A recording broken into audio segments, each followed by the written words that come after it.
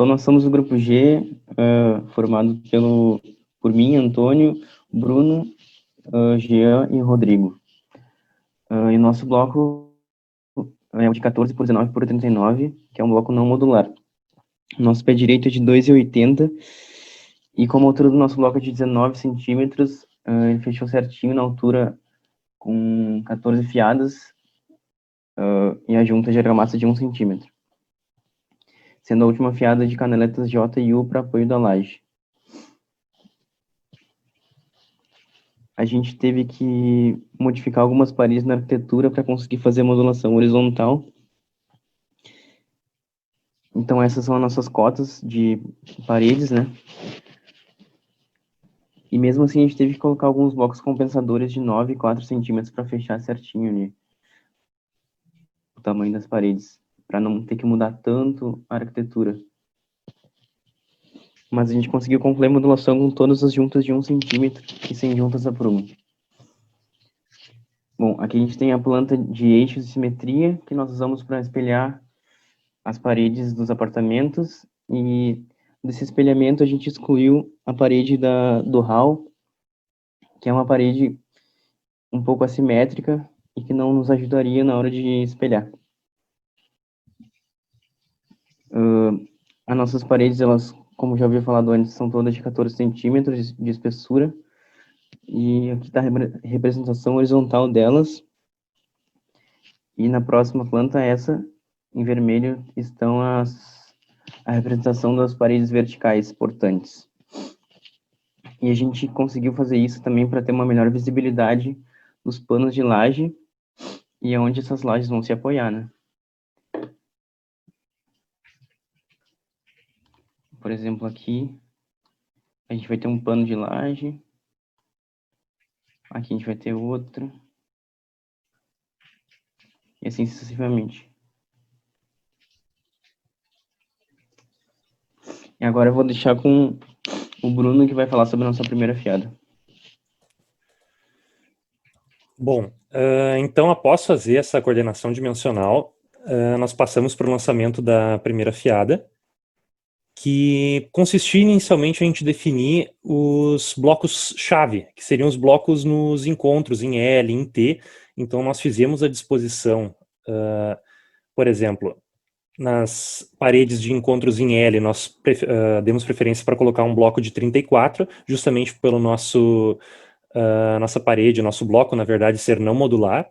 E nos encontros que são em T, nós colocamos um bloco de 54 centímetros, que seria o equivalente ao bloco e meio dos blocos modulares. E também nas paredes que nós temos juntas encontros, na verdade, em cruz, nós também colocamos blocos de 54 centímetros. Esses blocos que estão em laranja são os blocos padrão, os blocos de 39 centímetros. Os demais a gente utilizou um filtro de cor justamente para diferenciar eles.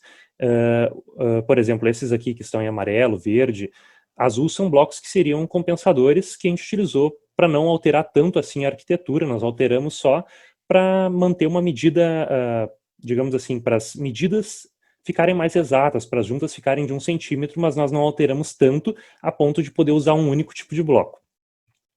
Bom, depois nós partimos para a segunda fiada. Basicamente, a partir da primeira fiada, o lançamento da segunda fiada é intuitivo, a gente só dispôs os blocos de forma a não deixar, que nem o Antônio disse, a junta prumo. E, em sequência, fizemos a elevação da alvenaria dessas duas fiadas, como, por exemplo, aqui está um 3D da nossa edificação.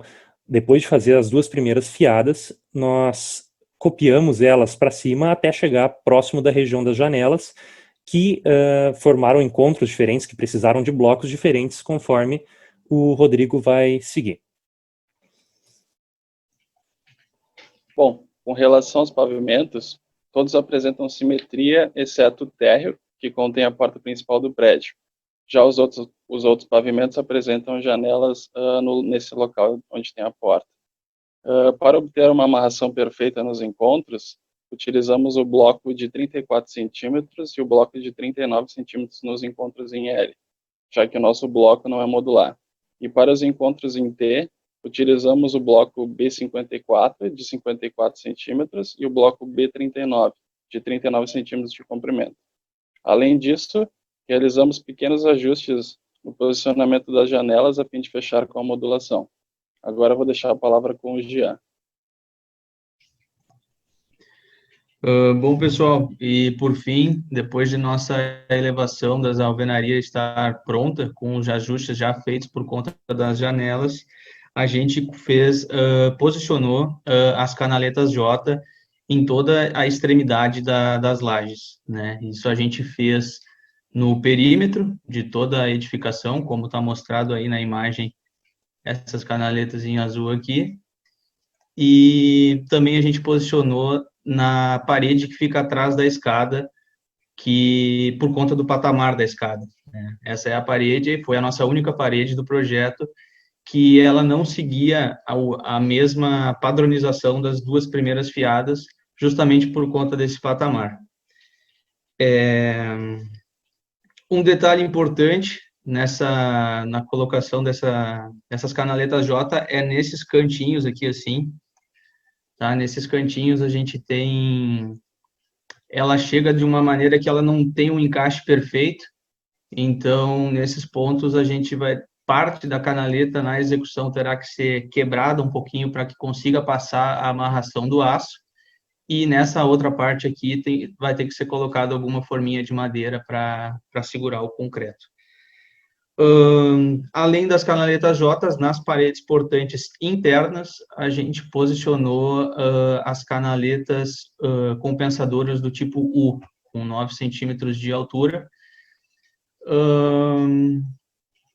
que são essas representadas aqui em marrom, aqui, assim, essas aqui, tá?